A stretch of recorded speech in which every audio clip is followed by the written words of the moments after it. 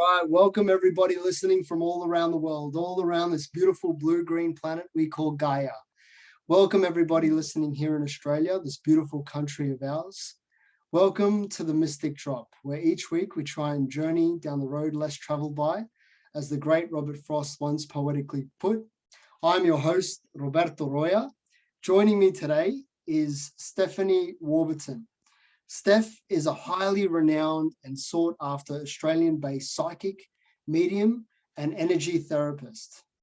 She graduated from kinesiology connection in Melbourne, continuing on to successfully attain her Reiki Master's teacher's degree. Steph holds the space for those seeking a deeper understanding to themselves and life, connecting clients with their loved ones on the other side, and bringing a sense of peace to their hearts. Welcome, Steph. How you going? Thank you. Oh my gosh, that whole opening that you just, not about me, just about the whole opening, that was awesome. I loved that. Felt so much connection. That's what we're all about here at the Mystic Drop. And it's a real pleasure to have you on. Now, Thank you so much. My absolute pleasure. Now, you're a first-time guest here, so we have a first-time guest Mystic Drop incantation that I like to share with you. And it goes like this.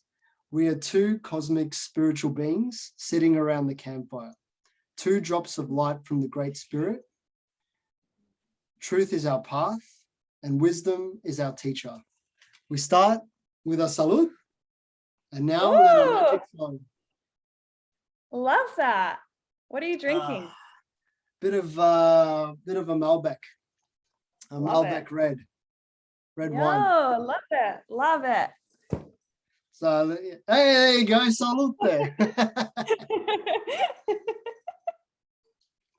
So I understand, before I get into it, I understand you're in a bit of a special location there today. I am in a very special location. I'm actually in a haunted pub located in Tatura in Victoria, near Shepparton.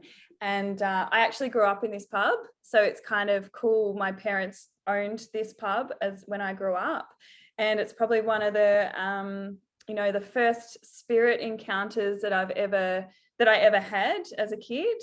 And it's just so funny today that I'm sitting here doing this interview in my dad's pub that is haunted. And he has a lot of things happen to him in here, and I've said to him, I'm not sleeping here tonight, I'm not staying here. I don't trust this place. So yeah, it is very special place to be in, considering it's kind of where it started for me. Yeah, how beautiful that it comes full circle, and you're here today in the same pub doing an interview like this, and having a really cool conversation about the spirit world and the things you don't hear on the mainstream media. Oh God, no. And I think, as everything is how it's supposed to be, and everything just falls into place naturally. So here I am.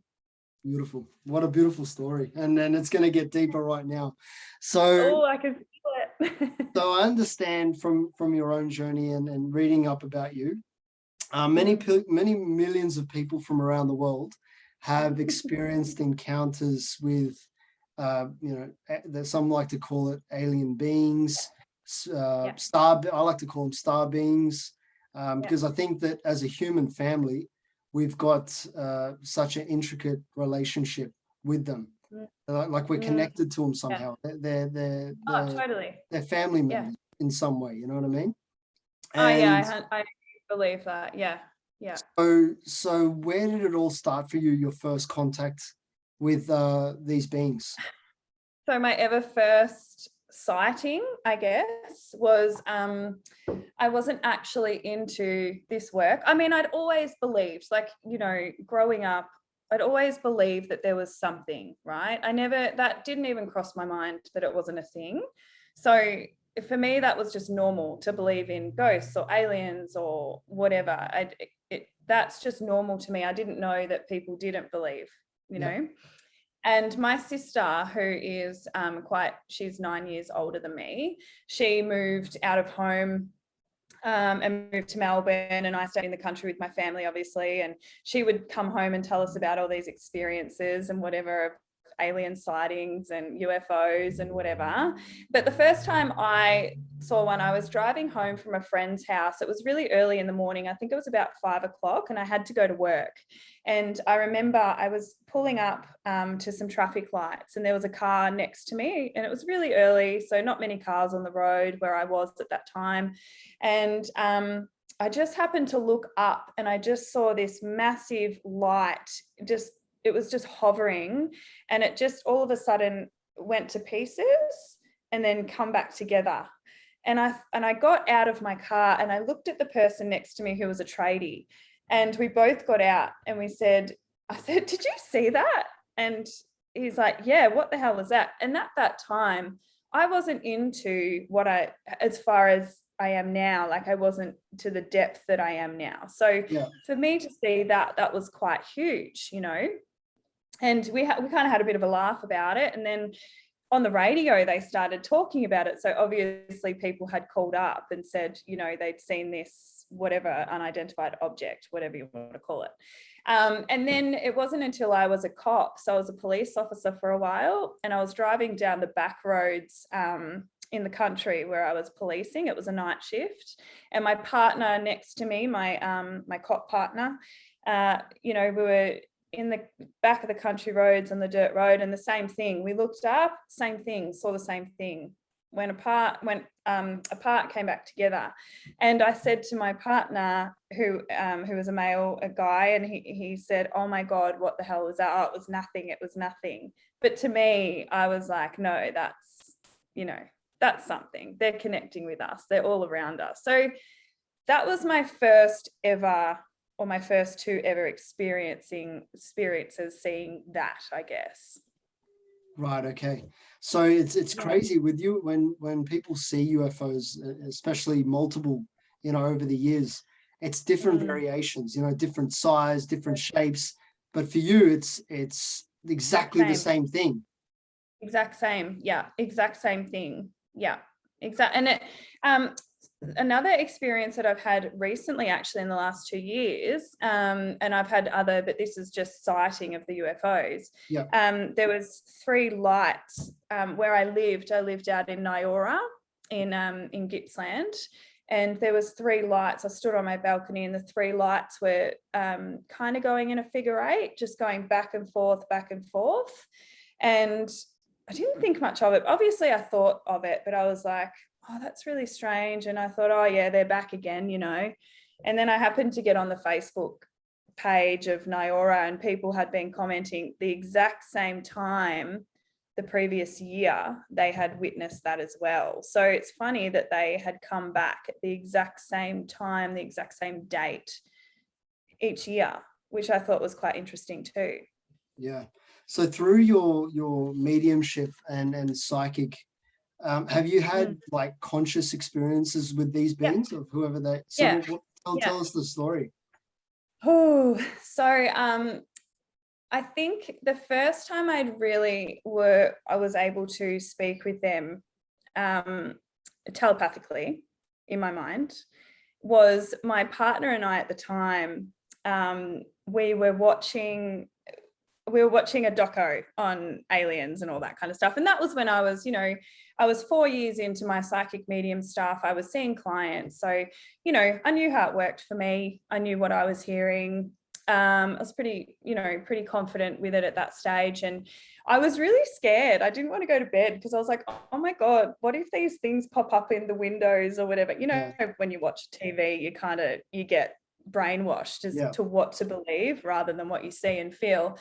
And I woke up in the night, and it was a very strong voice in my head, and it just said, don't be scared. We can't come down to earth. So they told me, and I'm sure everyone's experience is different.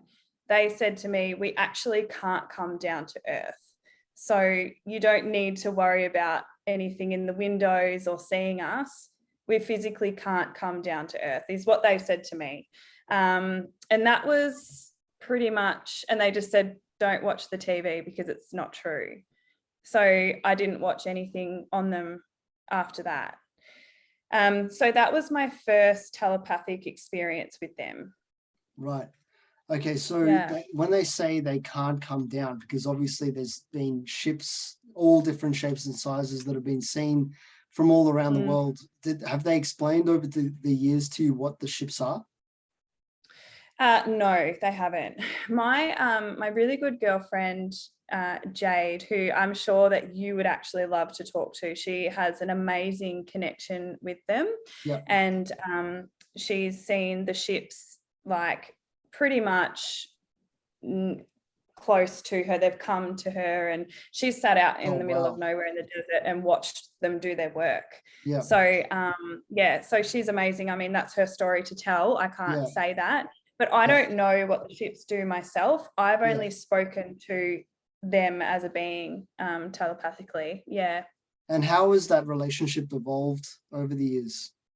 So good. So I love connecting with them. I actually find them super cool, super fun. Considering I was so afraid.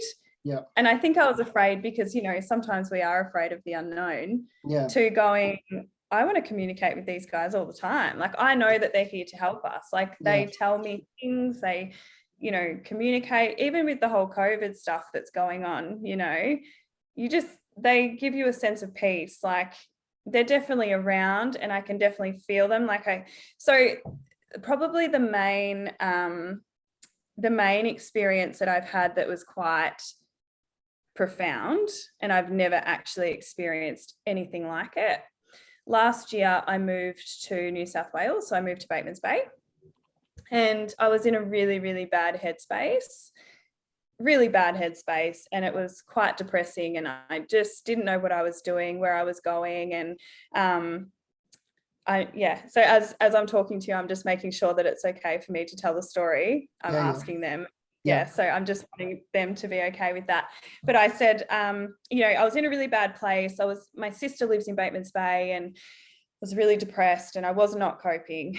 And I went to bed that night, and I wouldn't say that I was suicidal. That's not what I would say, but I was at a point where I was like, I don't know what to do with myself, kind of thing. So I went to bed that night, and I woke up in the middle of the night, and my body, I actually don't know the time it was, but my body was completely numb. So I could not move. I tried to lift my arm, and I couldn't lift it up.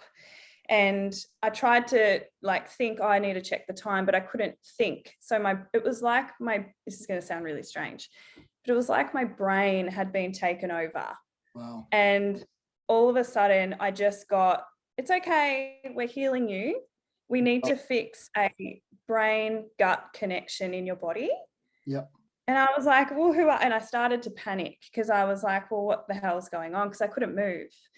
And they said, oh, you know, we're the aliens, because we speak like I say aliens, so they call themselves aliens to me. Yeah. We're the aliens, we've come to help you. You've got a gut-brain connection. And they said a few other things that I can't really remember because it was quite intense. And they said, you'll be okay. We're just letting you know this is what we're doing. So then they put me back to sleep again. It was like it just happened like that. The next day I woke up and I had this extremely sore nose and the smell of alcohol swabs in my nose. And that stuck around for about 2 weeks. I couldn't, and after that, like the next day I was happy, I was fine. And I've never been back in that dark place since. Like, I was a completely different person. So it was pretty incredible. Isn't it amazing, the transformation that just happened straight away for you? It just happened like that. And I couldn't deny it, and I couldn't stop rubbing my nose. And I was like, what the hell? And the smell was just so intense. The smell was probably more intense for like 2 or 3 days, but then after that it kind of faded out. But I went to my sister's the next day and I was like, I'm in such a good mood. I'm so happy. Like, this is what I experienced. And don't get me wrong, I've had my lows, but I've never been in that place where I was at that time. The darker place. Yeah, the darker place. Yeah. And I feel like that transformation, or that healing, probably extended for about 6 months. That went on without them doing anything, but I could feel it within my body. So it's a pretty incredible thing. And I haven't told anyone that, because it's, you know, what do you say to people? Oh yeah, aliens came down and healed me, I'm all good now. But that's the funny thing. There's millions of people that have had, you know, similar experiences, and they all feel like they're alone. But and that's why this conversation needs to be brought out more. We need to see it on. We need to see it on debates on TV in universities, and I think we're getting there slowly. I think a lot more people are waking up. What an incredible story! Wow. Oh, it was the most incredible story of experience I've ever. Like it was pretty amazing. Like to know that they're here for good things, you know, they're here for good things. Yeah. They're here to help, and they're here to create healing and all that kind of stuff. Well, what I've experienced. So they're my friends, they're my buddies, and I feel them, you know, like if I'm laying in bed at night and I'm feeling a little bit, I mean, the way I work is I can tell what kind of spirits are talking to me, and if it's angels or if it's past loved ones, it kind of happens in a different way. So I know when they're around, I'm like, oh, hey, how are you? You're back. What are you doing here? How long are you here? You know, but that whole time I was in Bateman's Bay, they just kind of said, we're just going to hang around you the whole time while you're here. Right. Okay. So yeah. Very, very, very interesting. So through my own research, I know that there's different types of beings from star systems that are here. You know, you've got the greys, you know, people talk about Pleiadians, human-looking ones. You've got blue types, you've got all different types. Through your communications, have you figured out, you know, what type of beings that you're communicating with? Have they given you a signal?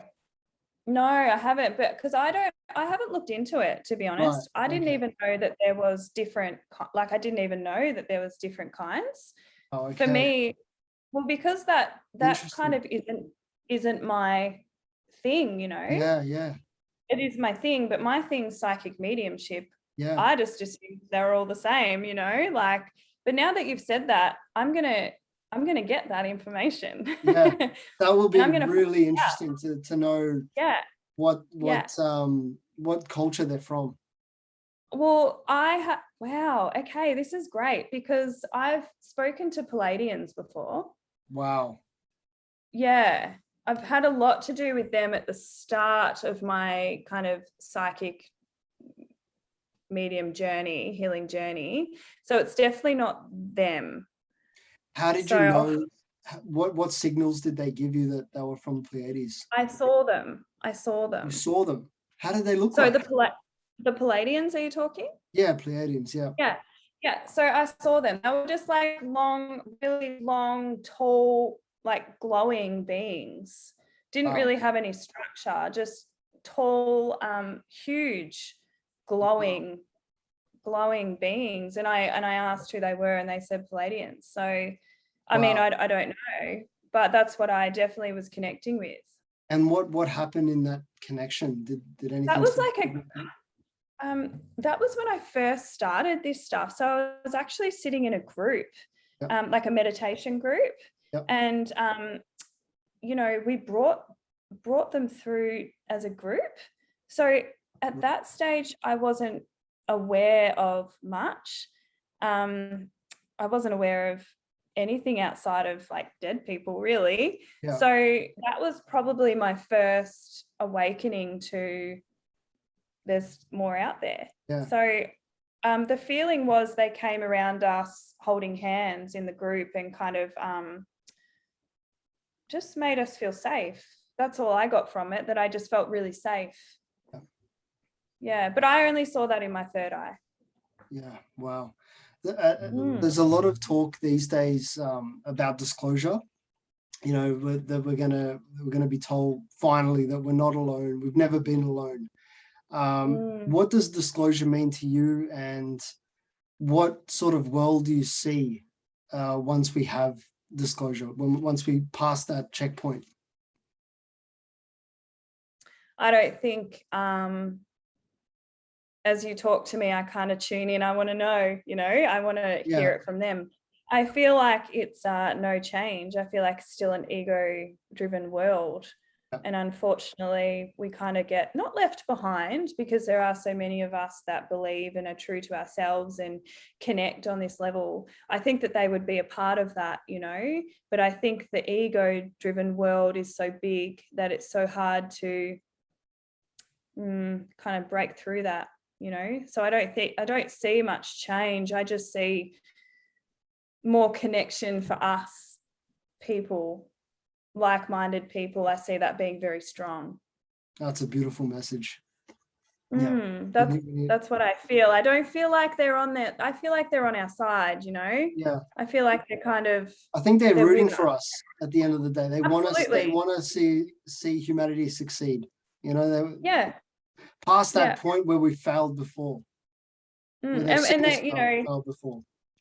Totally. And I feel like they're sensitive, empathic beings too, that are just like us without the ego there.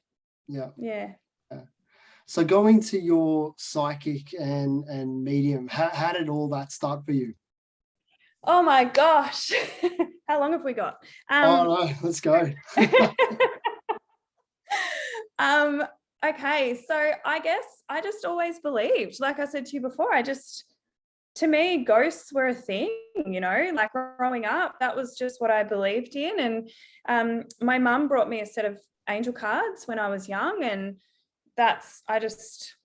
she wasn't into that, but then she passed away when I was 17. So for me to, I guess if I look back now, it's more of a grief thing. Connecting with her, I would go to mediums, or, you know, I would say to her, just give me a sign, just tell me that you're here. And weird things would happen in our house all the time. Like the phone wasn't even plugged in, it would start ringing, and people would knock on our door and no one was there. Just stuff like that, you know. I just always thought it was that. And I guess I followed that my whole life. I just trusted my intuition. I followed the signs, and that's just what I thought was how it worked, really. So for me to hear people say that they didn't believe, or, you know, they didn't trust their intuition or follow the signs, that was strange to me. It's always been there. And then when I was a police officer, I would know what jobs we were going to before the day even started. But I didn't say anything. I didn't know. I just went along with it, you know. And I remember this very moment. I was a cop, and I went to a job, and without saying too much, you know, there was a man that had passed away from a heart attack, and he was, you know, we had to go and witness that and do the whole body thing and whatever else. And I just felt him talking to me. Like, I just thought that, I don't know how to explain it. For me, that was just normal to deal with that, and telling me what he wanted done with his animals. But I thought of it as a thought, you know, I just thought of it. So yeah, but it wasn't until I started studying kinesiology that I really got into it. I just started reading for my friends and reading cards, and then that's when it all kind of opened up, and I properly made it my job. Yeah, wow. I've got a close friend who I want to get on the show as well, and she does kinesiology as well. So she's very spiritual, and it's funny how these, you know, these healing practices can open up even more those realms. Well, absolutely. The clearer you are, the more genetic wounds, past life wounds, future wounds, whatever, the clearer you are, well, the better channel you are. You know, you can connect with the divine, you can connect with your higher self, you can trust your gut. So I always say to people, you know, they say to me, oh, how do I become a psychic medium, or how do I connect with people? I just say, work on your stuff. Go start your healing journey, start unlocking your chakras, go clear your emotional baggage. You know, it's just like a garbage truck. We're just a garbage bin, really. The more garbage you take out, the emptier it is. So the easier it is to hear. Exactly. You get lighter, and you become, you know, connected with other realities that we don't really see in our everyday life, but it's right there. Oh, Absolutely. And you can't deny it, you know. And the story about this pub was, I remember as a kid, I would look up, because we've got like a motel area where people can stay. And I would look up and the lights would be switching off and on, and you'd see the shadows walking across the hallway. And I wasn't the only one that witnessed it. Like, there was heaps of people that witnessed that. Yeah. So, you know, just little things like that as a kid, don't dismiss it. And for your own kids, don't dismiss that, because that's when our intuition and our psychic senses or our mediumship senses get lost. Exactly. You know, we get told, oh, don't be silly, or that's not real, or ghosts don't exist, stuff like that. And we kind of just believe that. It's conditioning, right? Just a dream. Yeah, that's right. It's just a dream. Yeah. Exactly. Nothing to be scared of, all that kind of stuff. Exactly. What's that sticks out in your experience and your mind? What's one of the most mystical events that has occurred in your life? I would definitely have to say the alien experience. That would definitely be probably the most profound experience I've ever had. The next one would be when I first connected with my mum. You know, yeah, it was so nice. It was like I was 17 when I lost her, and it wasn't until I was like 28 or 29 when I lost her, when she passed away, that night she came to me in a dream, and it was very, very real. And she said to me, she was dressed in this beautiful pink dress, and she said to me in a dream, we will connect again, but it'll be when you're 28. And she gave me a hug and she said, you know, you'll be okay. And I just thought, oh, I'm going to die when I'm 28, because how else would I connect with her on that level, you know? And then it wasn't until, you know, I went to a Reiki master actually, and she took me through a meditation, and I could feel, and she took me on a bit of a journey in the meditation, and I could feel my mum holding my hand. Like, it was intense, and I could see her, and I just could not wake myself up. It was almost like a dream, but I was awake. Yep. So that was probably the most, one of the most amazing. But the other thing is, my dad's not a believer, right? Well, he reckons he's not a believer, but he's a believer. I took him through a meditation once so he could connect with my mum, and I had a piece of mum's jewelry and I put it on his chest, and I said, right, you lay there, I'm going to take you on a bit of a journey. I didn't really know what to expect, and he couldn't bring himself out of it either. He was so in that moment. Then when he woke up, that necklace was gone. And I hadn't seen it. I didn't see it go anywhere. I didn't even know it was gone. Then he stood up. We were looking for it everywhere. And I was like, how did I miss that? You know, I've been watching you the whole time. How did I miss that? It was in his pocket. Wow. So, yeah, just things like that, you know, that just still blow my mind. Things that happen just still blow my mind. I'm like, oh my God, you know, this shit is real. You can't make this stuff up. Wow. He would have definitely changed from that though. Yeah, he does. But then he goes back to, you know, mum puts pillows on his bed. Like, he'll wake up in the night and there'll be a dint where someone's been laying next to him, but no one's there. Yeah. And then you'll go, oh, the strangest thing happened, Steph. And then you'll turn back to a non-believer. Wow. I know when you're like, as I was reading your intro, that you love, you know, connecting your clients with their families that have passed. What's one of the most beautiful stories that you've helped a family with that comes to mind? So many. One in particular, I mean, I have to be careful how I word it, because I don't want to blurt out client details or anything like that. But there was this lady who lost her son, and they used his heart for a transplant, and I was connecting with the guy that had the heart. Her son was sick and had a transplant, right? Oh, okay. So I was connecting with the guy that gave her son. Yeah. Wow. that was amazing. And she didn't, like, I was like, no, it's definitely this guy. Because when I get something, I have to sit on it. I can't just go, all right, maybe I'm wrong. I'm like, no, you know, this is what I'm getting. Yeah. So I was explaining this guy to her, and she's like, I have no idea who this is. And no, I'm sorry. I'm like, sorry, I have to go with it. And she just said, oh my God, that guy that they never met. They never met before. So she didn't meet him. But one thing I said, she could say, that's the person that saved my son's life. Wow. So that was pretty amazing.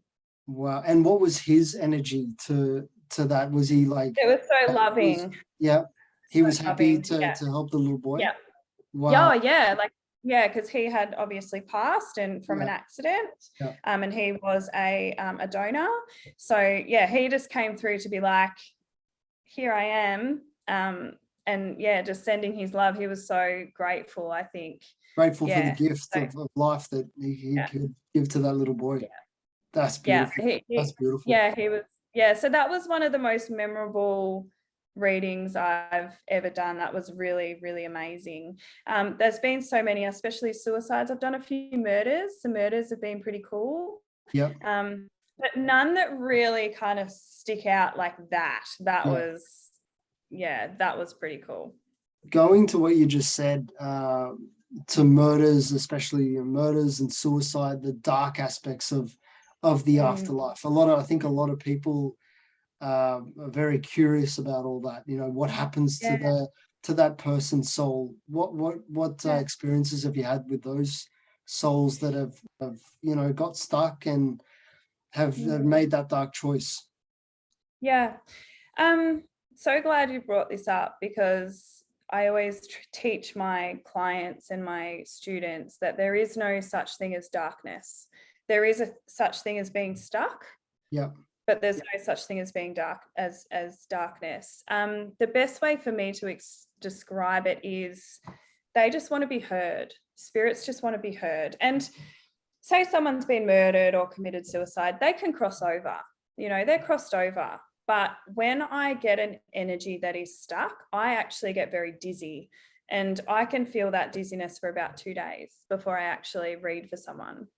So I can go, right, there's a negative energy field, or there's someone that's stuck and I don't know who it is, but obviously I'm going to help them. And I can actually feel quite yuck for that whole 2 days or a day or however long I've connected with them. So all they want to do is be heard. They just want to be heard.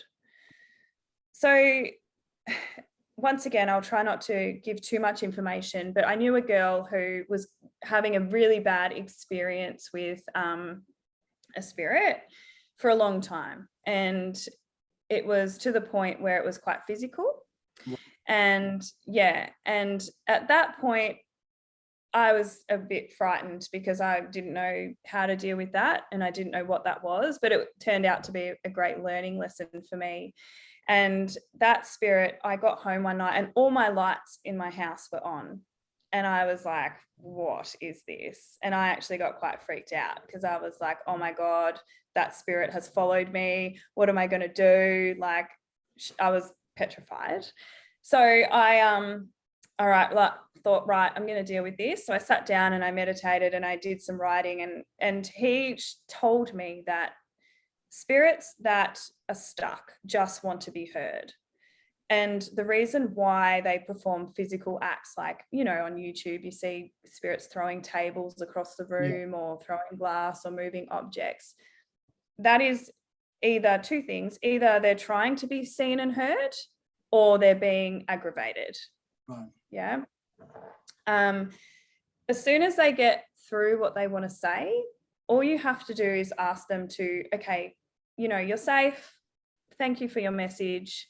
Find someone that you know to help you cross, or find the light to help you cross. Now, I call on the angels of lost souls, and the angels of lost souls come through and they will lead them to the light. Once you've done that, once they've been heard and seen and felt and understood, they cross over anyway. So I had to do that for that spirit, and it never came back, and it never actually gave her any grief again after a whole 10 years, I think. So yeah, some pretty amazing stuff. I usually just say to my clients, there's no such thing as a bad spirit. They just want to be heard like any other human, right? When they're not being heard, they crack the shits or kick up a stink. Yeah, exactly.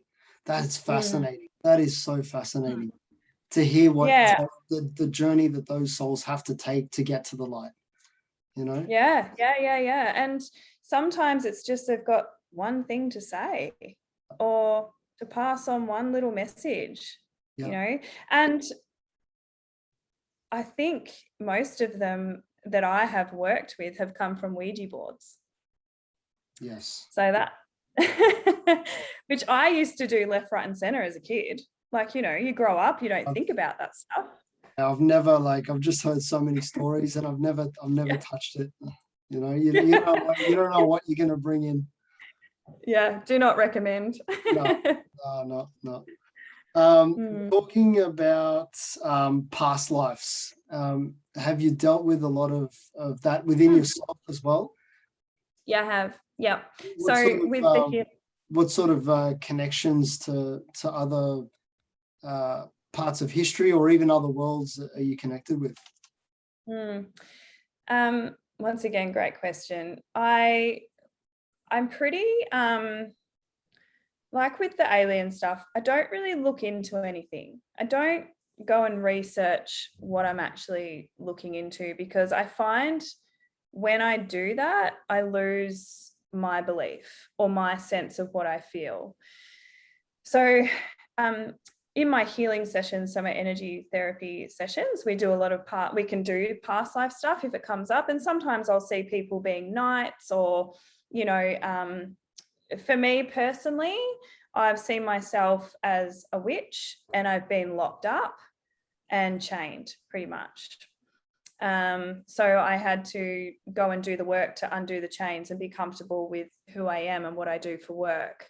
Another time I was, I think there was a part of me that's, I gave psychic readings, and I think I was a prostitute or something like that in a past life. So I had to clear all that stuff up and not in this life see me as a sexual figure, as a psychic medium, more of just of who I am rather than focus on that, if that makes sense.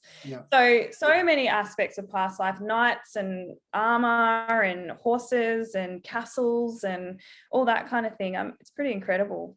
Very mystical journey, huh? So cool. I love it. I love it. I would not change this world that we see for anything. I remember when I went to my first psychic, I was just about to go, I just finished university and I was just about to go to Europe to travel around, and she started reading my palm, and she was just out of nowhere. We were just talking about like spirits and stuff like this. But then she started going into past lives out of nowhere.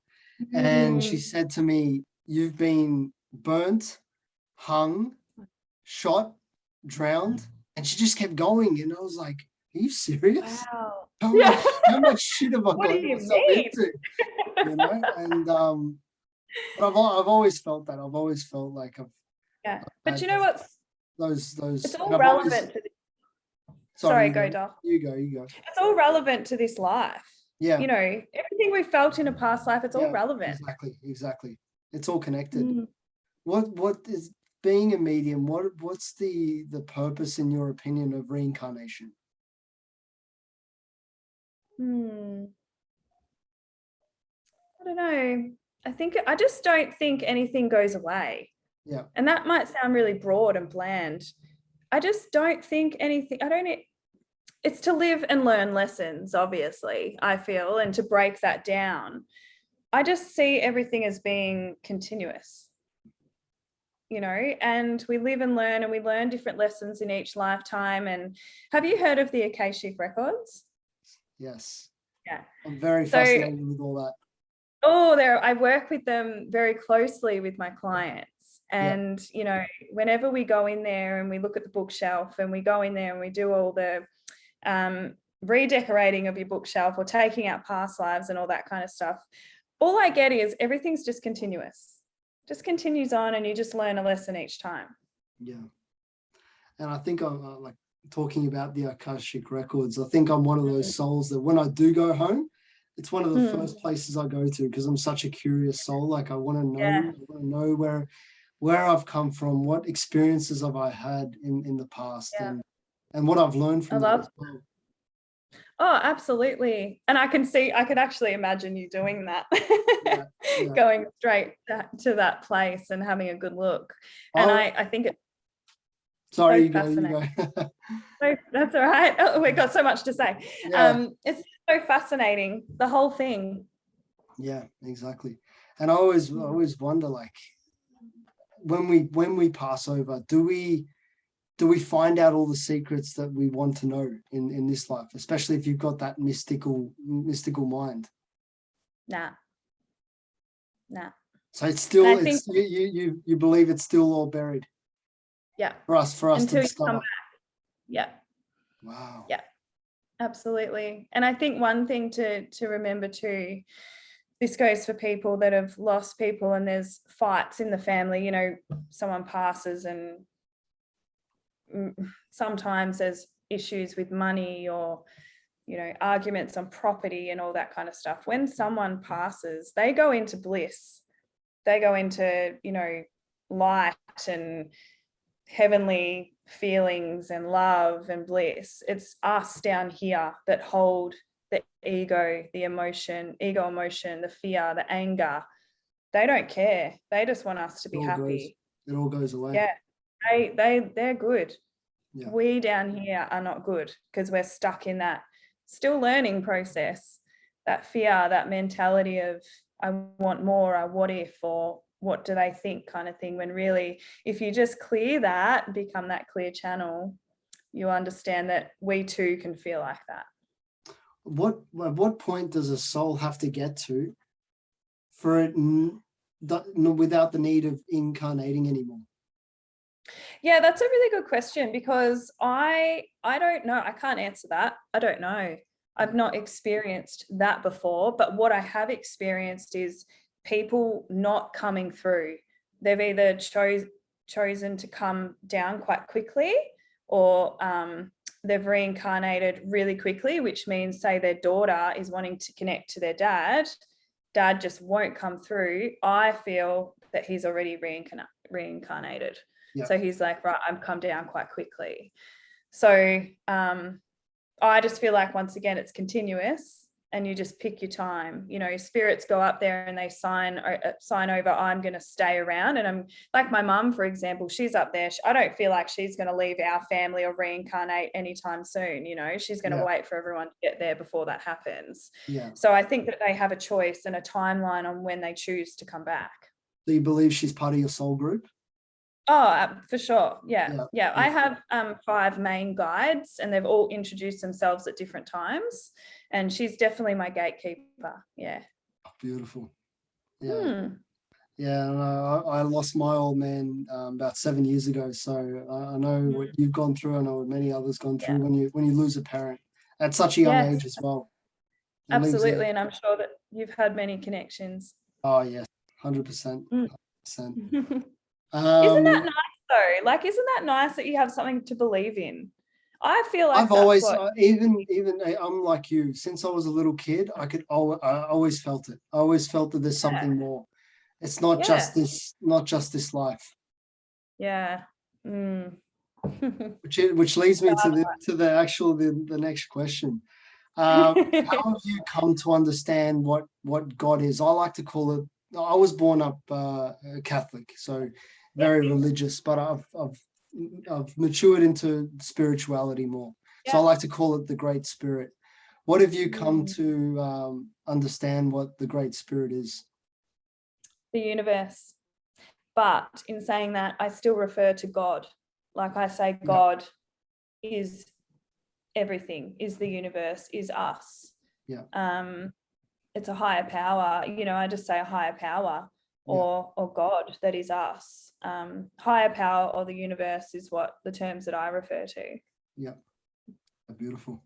And what about angels? Have you heard of, because I've been reading a lot and I've been fascinated recently of angels coming physically here and creating miracles. You know, you hear these stories of miracles that they've had interactions with these people, and then all of a sudden they disappear. Have you had any stories like that through clients or yourself or anything? No, I haven't, and I haven't personally either. Yeah. I communicate with them telepathically, Yeah. but I've never experienced, and I've heard of it, and I've heard people talking about it, but not my clients or myself.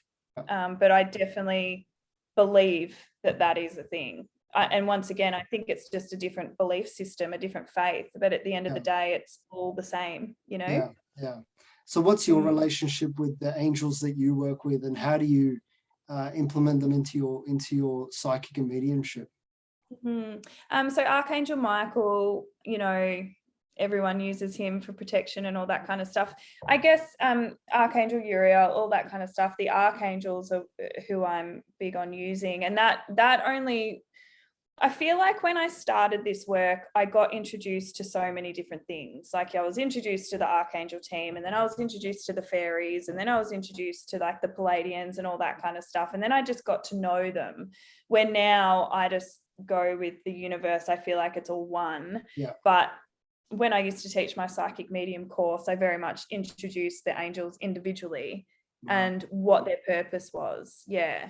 So I don't use that as much anymore, but I definitely still refer to them if I feel necessary. And sometimes I'll call on Archangel Michael to give me strength and protection or something like that. Yeah. So what other conversations do you have with these mystical beings on a daily basis? Like what are sort of, give us an insight into your mind and what sort of questions you ask and what I you ask like about to know. my life. Yep. Sometimes I ask about life. I ask about the world. Sometimes I don't get a choice. I just get told things without even asking. Yeah. But it's mostly about my life and direction, and, you know, is this good for me? What am I doing wrong here? Help me see this cycle that I'm repeating. Or I'll be in the car and it'll be like I'm on my phone, but I'm not. I'm just having a conversation randomly. So yeah, I guess it's just everyday stuff. I got to a point where I was too far in it, like too far to the point where I was sitting in the shower one day and I was like, right, should I go out for dinner tonight or should I not?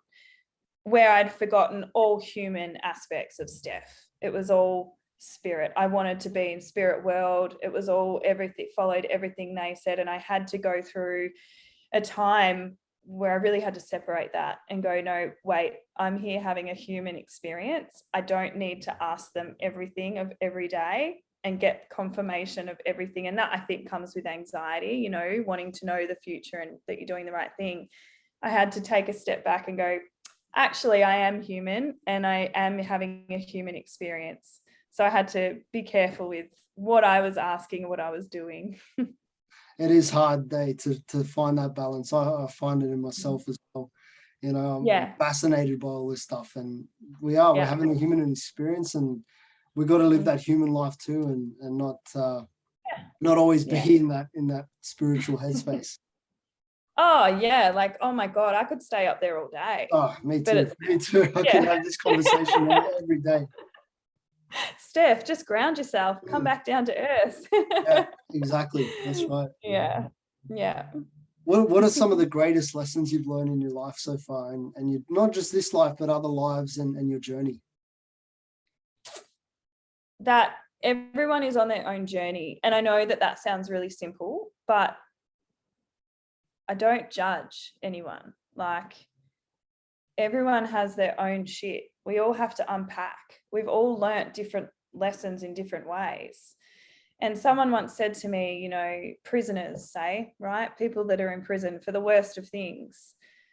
I don't have hate or anger. You know how some people can be like, oh, he's a fucking idiot and he should be locked up and I hope he dies and blah, blah, blah. For me, that's like, well, they chose to come down onto this earth to live that lesson and to go through what they're going through. And same with their victim. You know, the victim chose to come down here to experience that. And I know that sounds a little bit It's a sour pill to swallow. Yeah, I know that it's a really hard yeah. thing to learn. Yes. And for me, it's just no judgment. Yeah. So I think that no judgment, and I try every day to put that into my life. And I think, as you would know, being such a sensitive person and a forgiving person and an empath, and you always see people's faults as okay, that's just them learning a lesson. And I think that we can suffer sometimes from that because we forgive and understand too much rather than take control. So I think one of the biggest lessons for me is taking control of my life and not having to always go, okay, I'm going to forgive that person. They're just doing the best that they can. And even though they have chosen to come down and learn their lessons in those ways, doesn't mean that I have to put myself in that position or forgive, if that makes sense. It makes 100%. Yeah. I think that would probably be my biggest lesson, and to just be open, Yeah, exactly. open heart, open to anything, open to what people have to say.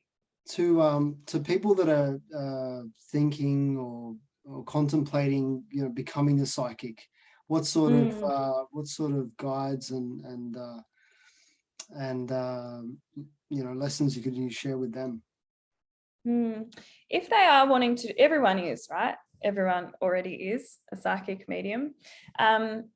When people come to me and they say that, I say the best thing that you can do is to get yourself a really good either Reiki master or energy therapist or kinesiologist who is going to start peeling back your layers. And people sign up to my course and they go, they want to learn all about psychic mediumship. And I'm like, well, we're actually going to start working on your innermost fears and wounds and lineage and all that kind of stuff. And they kind of go, what do you mean? So I think that, if people wanting to do that, learn about the clairs, clairsentient, clairaudient, clairvoyance, all that kind of stuff, start getting into crystals, start getting into oils, start developing those senses on every level that you can to start opening that up. Get yourself a deck of angel cards or tarot cards. Use the internet. Google was my best friend when I first started this work. I didn't have a mentor. I didn't have anyone showing me. So I think the best thing for people to do is just start somewhere. You don't need to see the end goal. Just kind of start. And I always say too, the people that are most afraid are the ones that are most psychic. Yeah. They're the ones that have switched themselves off. Yeah. Thank you for sharing that. Pleasure. And through these times that we're living through, I always love to finish with hope, because I think it's such a beautiful energy that we have as human beings. So what messages of hope would you like to give humanity? I would say, the message that I keep getting is just have faith and don't give in to fear. And I know that that's very generalized, but I think the faith and don't give in to fear is what gets your intuition anyway. So fear is the thing that stops your psychic senses from working, your intuition from working, from trusting your gut, from following, you see those memes that say, jump into fear. That's where you're going, step aside, jump into fear or whatever. That's where you're going to find your biggest goal or whatever that is. But I think it's just keep the faith and have faith that the universe, God, higher power, has a plan anyway. I mean, it was all planned before this, right? Yeah, exactly. We wrote it out before we came here, and we're just absolutely we're just playing out the story. We signed up for this. Yeah, exactly. That's right. Yeah. What are your dreams? What are your dreams and hopes moving forward for yourself? I just want to help as many people as I can. I want to connect as many people as I can with people that have passed. That's what I want. I love my job. I'm so passionate about it. I love connecting people with their past loved ones. I love healing people. That's all I want. I just want to keep doing this job forever. And I just want to heal as many people as I can and connect with as many people I can. That is my goal. That is what I want. That's so cool. That is awesome. And where can people go and find you and support your work and you know, become a client as well if they want to? Yeah, cool. So Instagram, it's just Steph Warby, or I have Facebook as well. Otherwise, my website, which is www.stephaniewarburton.com.au. Beautiful. And I'll put all the links down below as well, Thank so you. they can go and find you. Yay. Thank you so much. Oh, my absolute pleasure. Thank you so much. And you're a beautiful soul, and I can feel your energy I know, through the video scope. I can't wait to meet you in person, and thank you so much. And Doing amazing. share a few vinos together. Absolutely. Thank you so much. I am Roberto Roya from the Mystic Drop, and you've been listening to Steph Warburton. Thank you so much, Steph. Ciao. Peace.